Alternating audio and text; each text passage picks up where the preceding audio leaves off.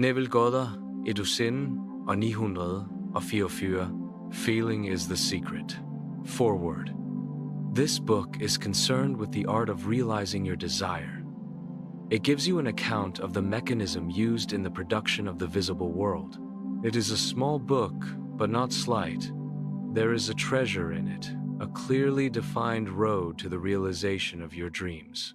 Were it possible to carry conviction to another by means of reasoned arguments and detailed instances, this book would be many times its size. It is seldom possible, however, to do so by means of written statements or arguments, since, to the suspended judgment, it always seems plausible to say that the author was dishonest or deluded, and, therefore, his evidence was tainted.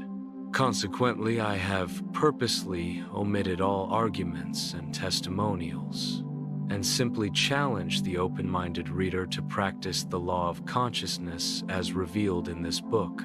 Personal success will prove far more convincing than all the books that could be written on the subject. Neville. Chapter 1. Law and its operation. The world, and all within it, is man's conditioned consciousness, objectified. Consciousness is the cause, as well as the substance of the entire world. So it is to consciousness that we must turn, if we would discover the secret of creation. Knowledge of the law of consciousness, and the method of operating this law, will enable you to accomplish all you desire in life. Armed with a working knowledge of this law, you can build and maintain an ideal world. Consciousness is the one and only reality, not figuratively but actually. This reality may, for the sake of clarity, be likened unto a stream which is divided into two parts, the conscious and the subconscious. In order to intelligently operate the law of consciousness, it is necessary to understand the relationship between the conscious and the subconscious. The conscious is personal and selective. The subconscious is impersonal and non-selective. The conscious is the realm of effect. The subconscious is the realm of cause. These two aspects are the male and female divisions of consciousness. The conscious is male, the subconscious is female. The conscious generates ideas and impresses these ideas on the subconscious. The subconscious receives ideas and gives form and expression to them. By this law, first conceiving an idea and then impressing the idea conceived on the subconscious, all things evolve out of consciousness. And without this sequence, there is not anything made that is made. The conscious impresses the subconscious, while the subconscious expresses all that is impressed upon it. The subconscious does not originate ideas, but accepts as true those which the conscious mind feels to be true and, in a way known only to itself, objectifies the accepted ideas. Therefore, through his power to imagine and feel and his freedom to choose the idea he will entertain, man has control over creation. Control of the subconscious is accomplished through control of your ideas and feelings. The mechanism of creation is hidden in the very depth of the subconscious, the female aspect or womb of creation. The subconscious transcends reason and is independent of induction. It contemplates a feeling as a fact existing within itself, and on this assumption proceeds to give expression to it. The creative process begins with an idea, and its cycle runs its course as a feeling, and ends in a volition to act. Ideas are impressed on the subconscious through the medium of feeling. No idea can be impressed on the subconscious until it is felt. But once felt, be it good, bad, or indifferent, it must be expressed. Feeling is the one and only medium through which ideas are conveyed to the subconscious. Therefore, the man who does not control his feeling may easily impress the subconscious with undesirable states. By control of feeling is not meant restraint or suppression of your feeling, but rather the disciplining of self to imagine and entertain only such feelings as contributes to your happiness. Control of your feelings is all important to a full and happy life. Never entertain an undesirable feeling, nor think sympathetically about wrong in any shape or form. Do not dwell on the imperfection of yourself or others. To do so is to impress the subconscious with these limitations.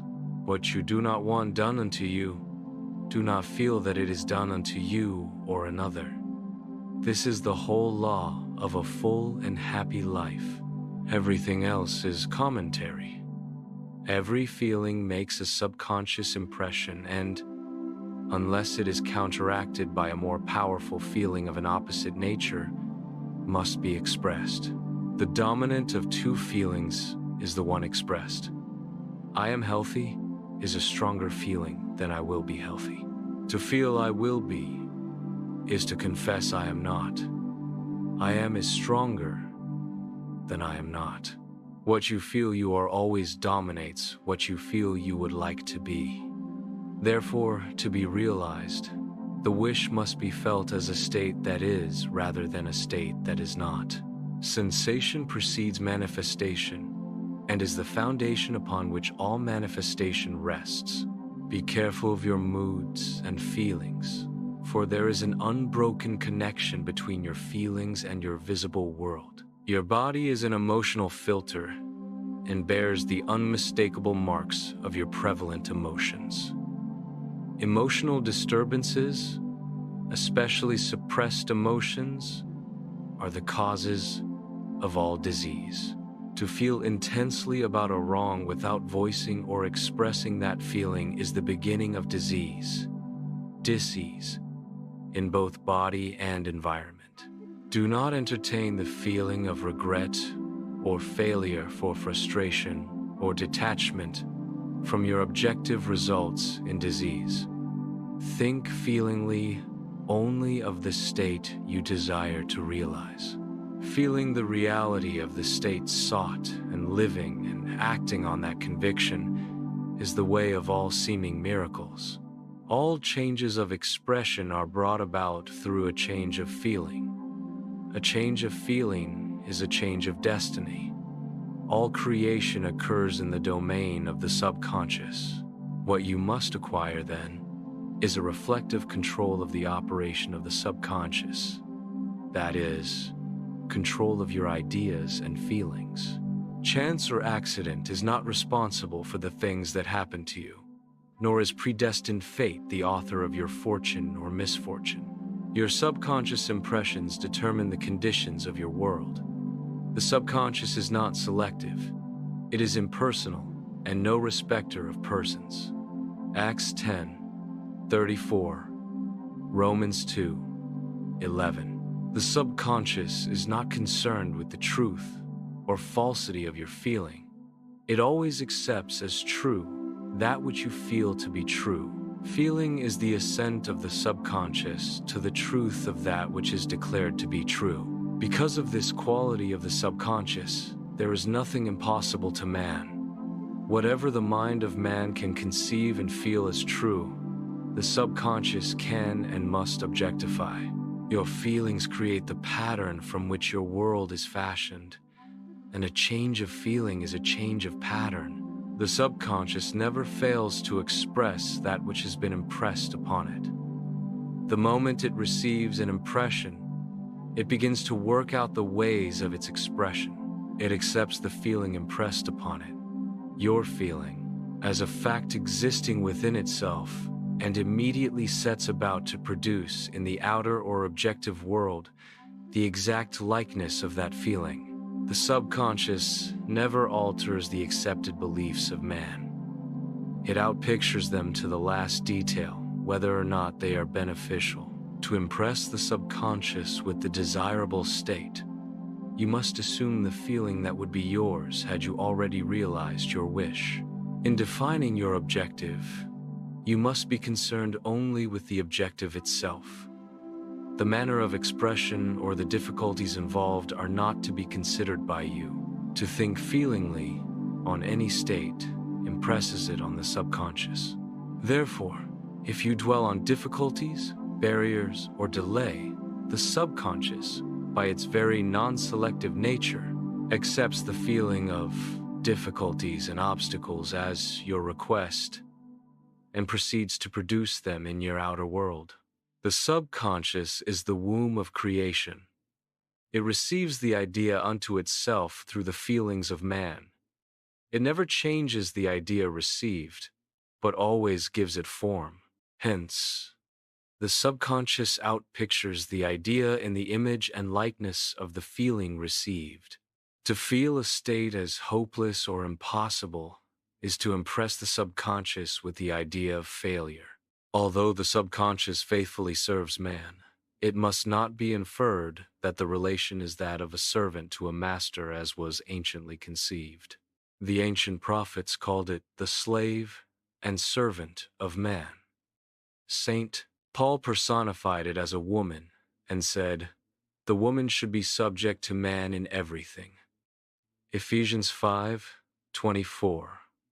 Also, 1 Corinthians 14:34. Ephesians 5:22. Colossiens 3:18. 1 Peter 3:1. The subconscious does serve man and faithfully gives form to his feelings. However, the subconscious has a distinct distaste for compulsion and responds to persuasion rather than to command.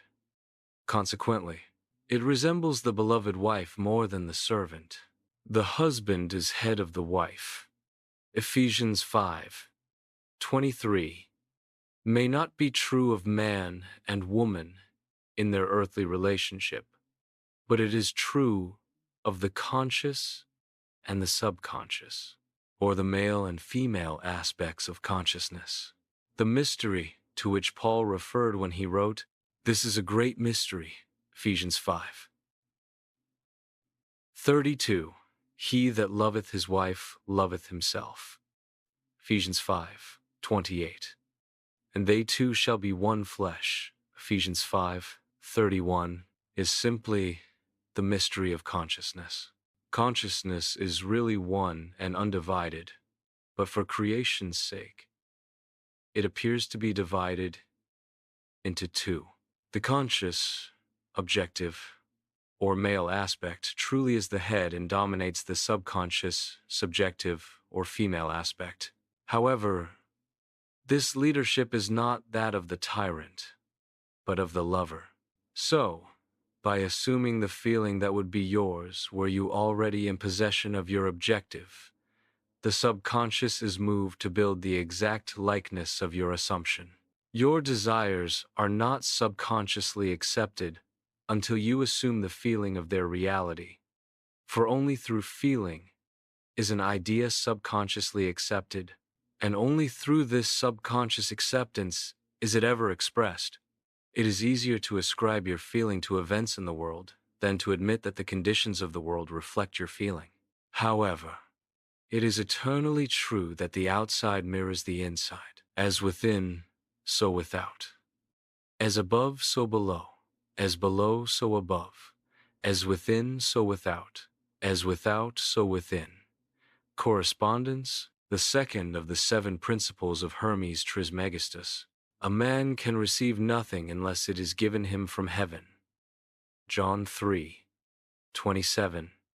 And the kingdom of heaven is within you. Luke 17:21. Nothing comes from without. All things come from within, from the subconscious. It is impossible for you to see other than the contents of your consciousness.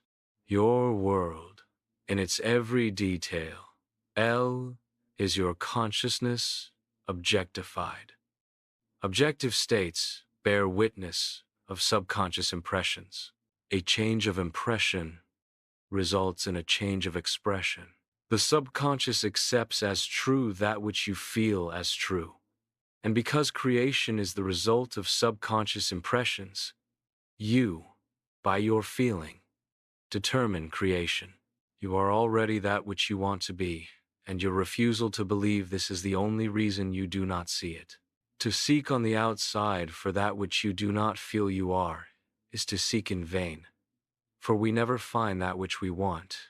We find only that which we are. In short, you express and have only that which you are conscious of being or possessing. To him that hath it is given. Matthew 13, 12, 25, 29, Mark 4, 25, Luke 8, 18, 19, 26. Denying the evidence of the senses and appropriating the feeling of the wish fulfilled is the way to the realization of your desire.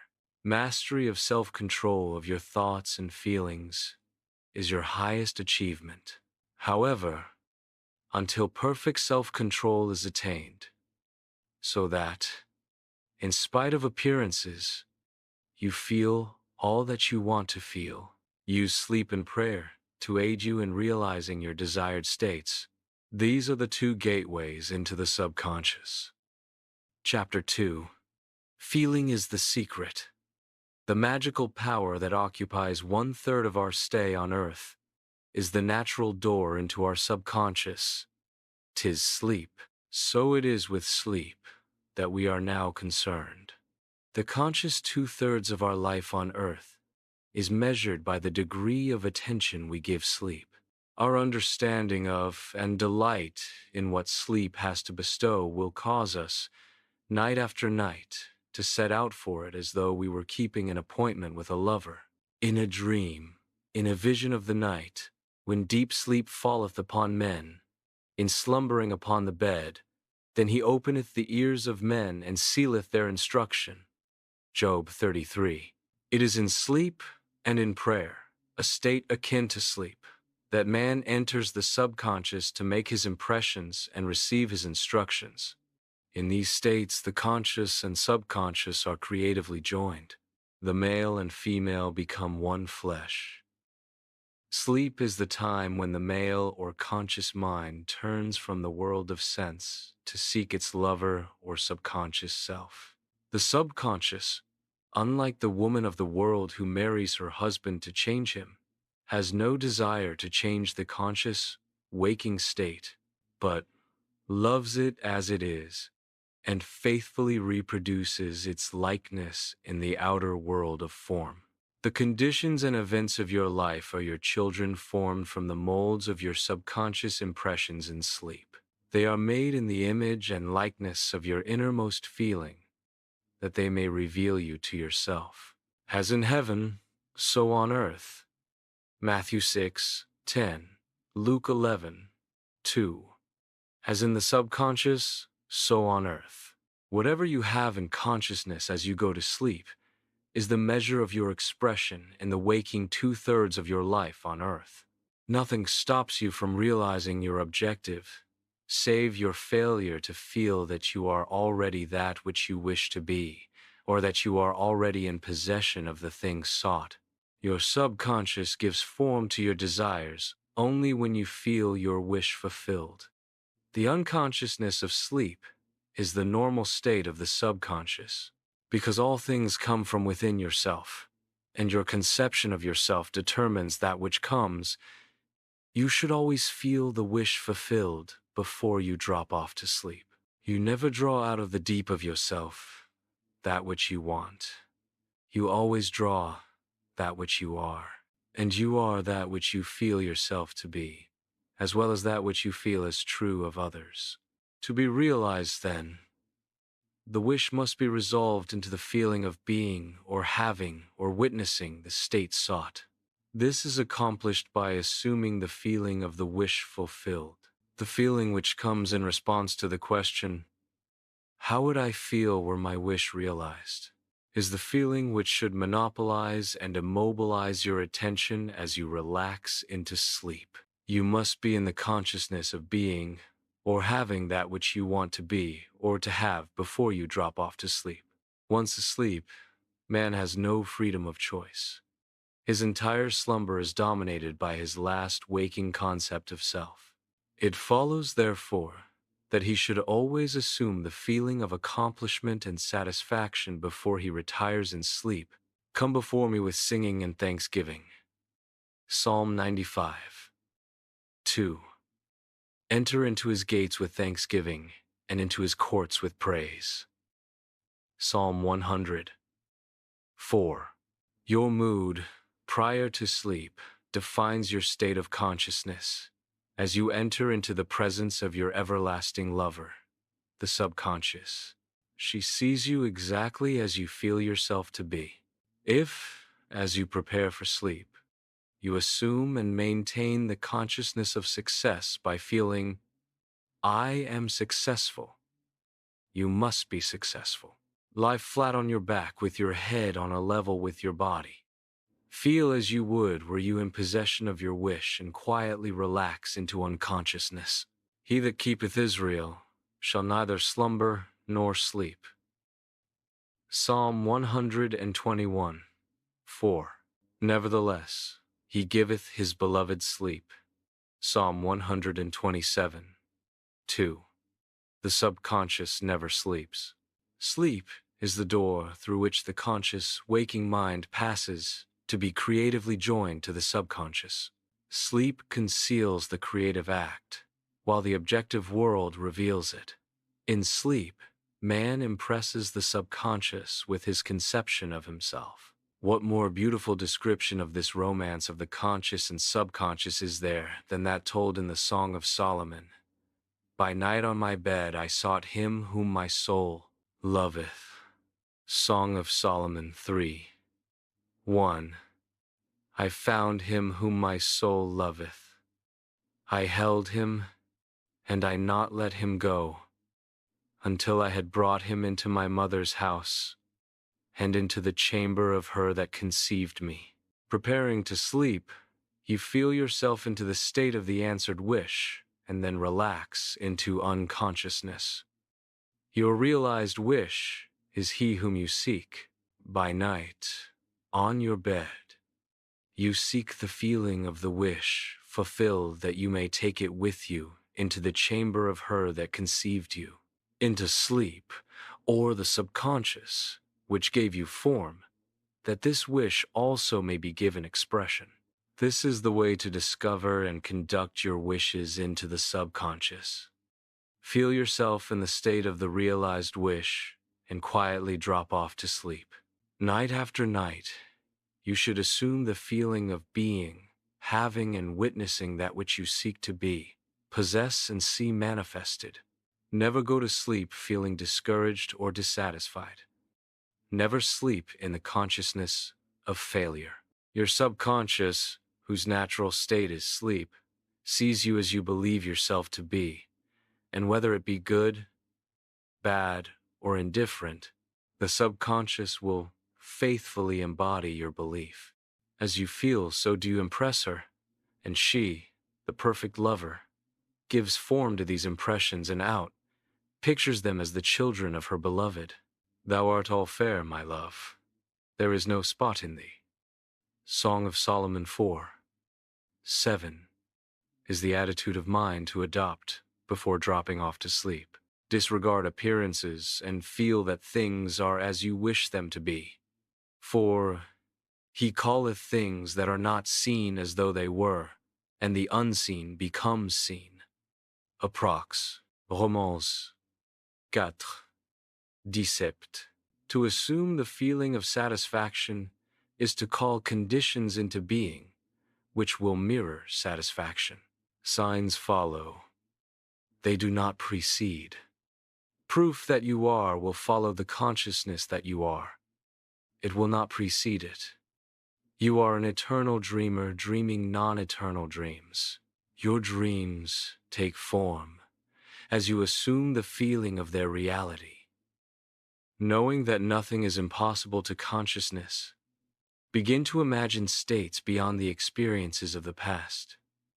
Whatever the mind of man can imagine, man can realize. All objective, visible states were first subjective, invisible states, and you called them into visibility by assuming the feeling of their reality.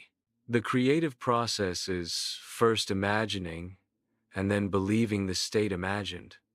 Always imagine and expect the best. The world cannot change until you change your conception of it. As within, so without.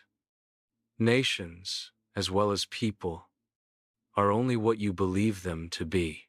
No matter what the problem is, no matter where it is, no matter whom it concerns, you have no one to change but yourself, and you have neither opponent nor helper in bringing about the change within yourself.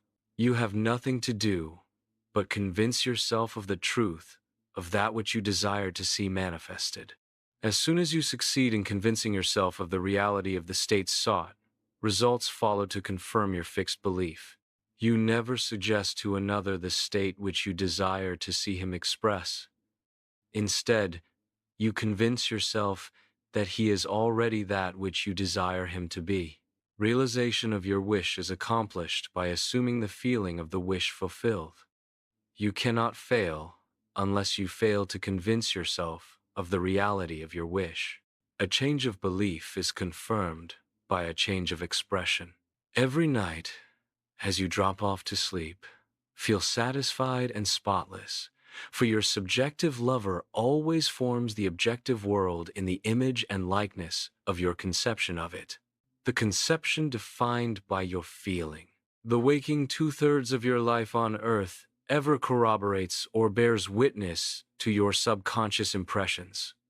The actions and events of the day are effects. They are not causes. Free will is only freedom of choice. Choose ye this day whom ye shall serve. Joshua 24:15 is your freedom to choose the kind of mood you assume, but the expression of the mood is the secret of the subconscious. The subconscious receives impressions only through the feelings of man and, in a way known only to itself, gives these impressions form and expression. The actions of man are determined by his subconscious impressions. His illusion of free will, his belief in freedom of action, is but ignorance of the causes which make him act. He thinks himself free because he has forgotten the link between himself and the event. Man awake is under compulsion to express his subconscious impressions. If in the past he unwisely impressed himself, then let him begin to change his thought and feeling. For only as he does so will he change his world. Do not waste one moment in regret, for to think feelingly of the mistakes of the past is to reinfect yourself. Let the dead bury the dead. Matthew 8:22, Luke 9:60. Turn from appearances and assume the feeling that would be yours were you already the one you wish to be. Feeling a state produces that state. The part you play on the world stage is determined by your conception of yourself. By feeling your wish fulfilled and quietly relaxing into sleep, you cast yourself in a star role to be played on earth tomorrow. And, while asleep, you are rehearsed and instructed in your part. The acceptance of the end automatically wills the means of realization. Make no mistake about this. If, as you prepare for sleep, you do not consciously feel yourself into the state of the answered wish, then you will take with you into the chamber of her who conceived you the sum total of the reactions and feelings of the waking day, and while asleep, you will be instructed in the manner in which they will be expressed tomorrow. You will rise believing that you are a free agent, not realizing that every action and event of the day is predetermined by your concept of self as you fell asleep. Your only freedom, then, is your freedom of reaction. You are free to choose how you feel and react to the day's drama. But the drama, the actions, events, and circumstances of the day have already been determined. Unless you consciously and purposely define the attitude of mind with which you go to sleep, you unconsciously go to sleep in the composite attitude of mind made up of all feelings and reactions of the day. Every reaction makes a subconscious impression and, unless counteracted by an opposite and more dominant feeling, is the cause of future action. Ideas enveloped in feeling are creative actions. Use your divine right wisely. Through your ability to think and feel, you have dominion over all creation. While you are awake, you are a gardener selecting seed for your garden, but except a corn of wheat fall into the ground and die, it abideth alone. But if it die, it bringeth forth much fruit. John 12, 24. Your conception of yourself as you fall asleep is the seed you drop into the ground of the subconscious. Dropping off to sleep feeling satisfied and happy compels conditions and events to appear in your world, which confirm these attitudes of mind. Sleep is the door into heaven. What you take in as a feeling, you bring out as a condition, action, or object in space. So sleep in the feeling of the wish fulfilled. Chapter 3. Feeling is the secret. Prayer, like sleep, is also an entrance into the subconscious. When you pray, enter into your closet, and when you have shut your door, pray to your Father which is in secret, and your Father which is in secret shall reward you openly.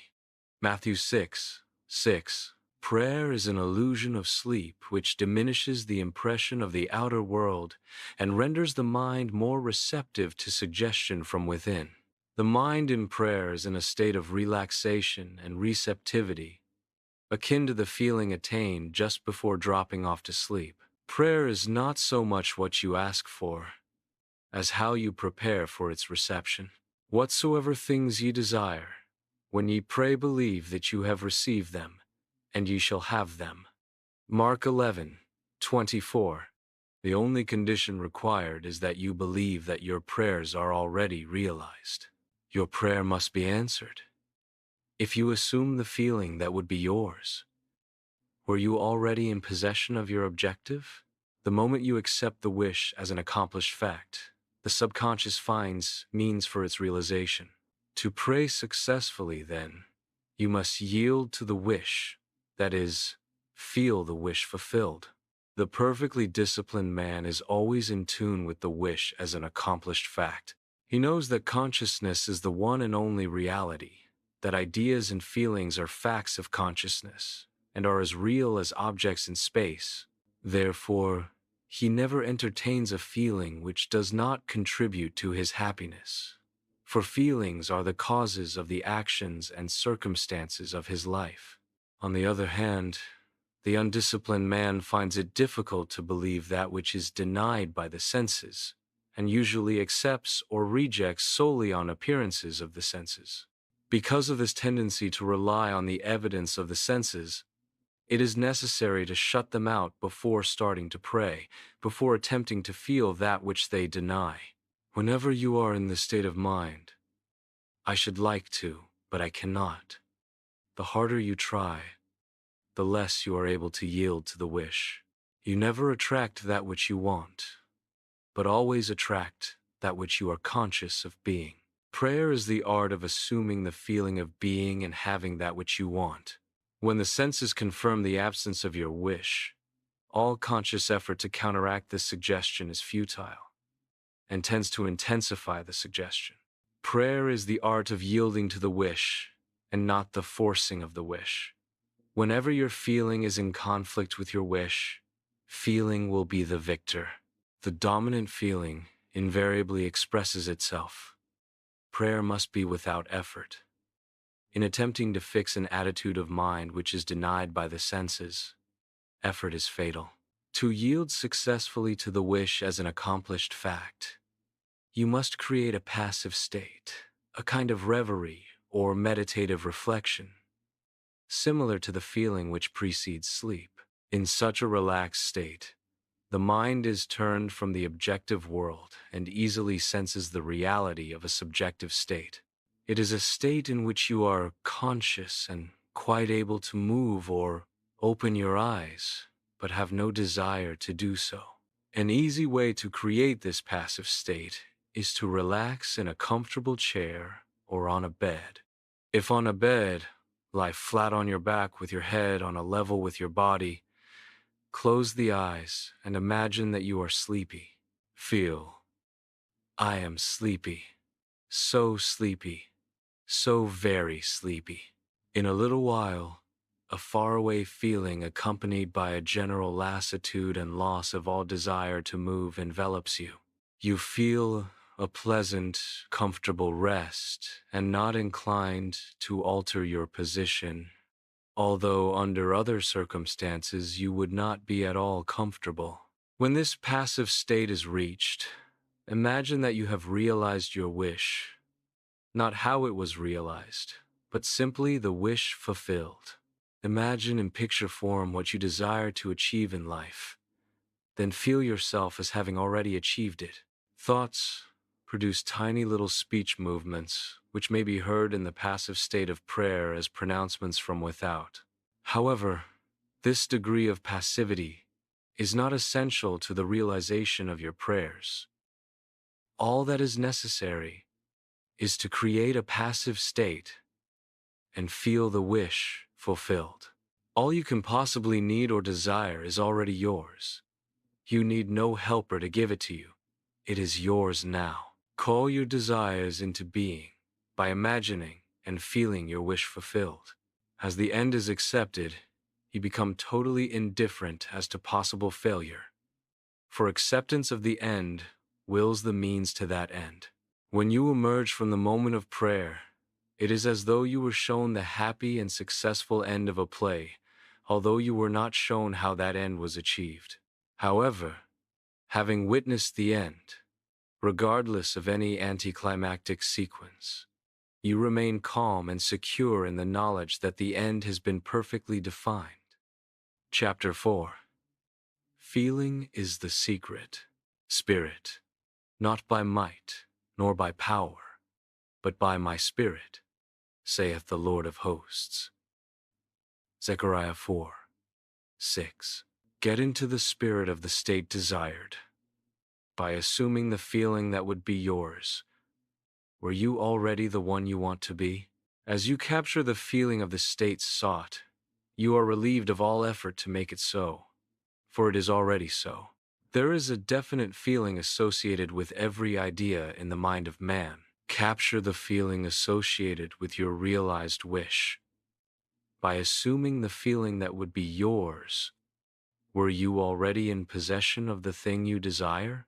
And your wish will objectify itself. Faith is feeling. According to your faith, feeling, be it unto you.